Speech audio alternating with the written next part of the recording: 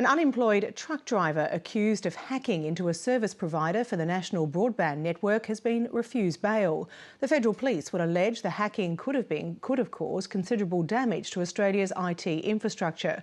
Peter Lloyd reports. The hooded figure of David Cecil arriving at court. The 25-year-old allegedly called himself evil when he went online to brag about his exploits.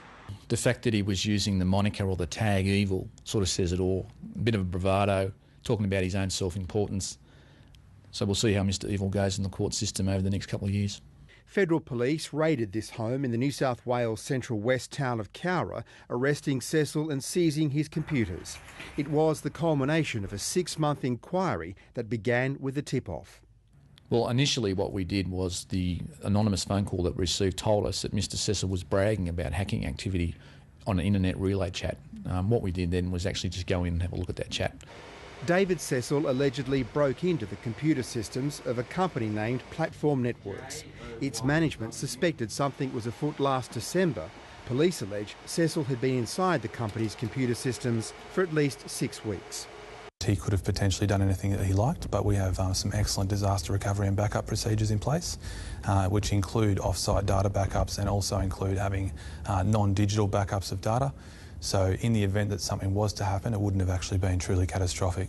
What he'd basically done is he'd tunnelled into their system. He had bypassed their firewalls. He'd also bypassed all their security systems, that he basically was in a position where he was mapping their infrastructure, which enabled him, if you like, to be in a position to compromise not only the network more broadly, but also the system, where he could basically collapse it if he seemed necessary to do so.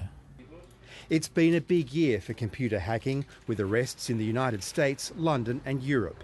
Here, Sydney University was targeted, as was web hosting firm Distribute IT. The data on its hard drives was destroyed and the company mocked for its security system.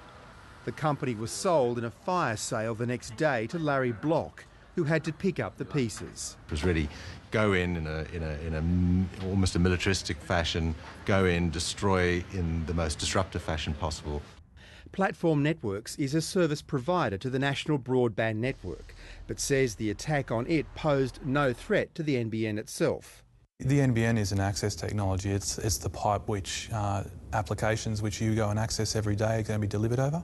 The points of vulnerability that you really truly want to be concerned about are going to be servers that host your email, are going to be websites and that sort of stuff. That's the kind of infrastructure which this sort of an attack ultimately would be compromised by. David Cecil has been charged with 49 offences. If convicted, he faces up to 10 years in prison. But the matter may not end there. The federal police say he's under investigation for hundreds of other instances of hacking. Peter Lloyd, Lateline.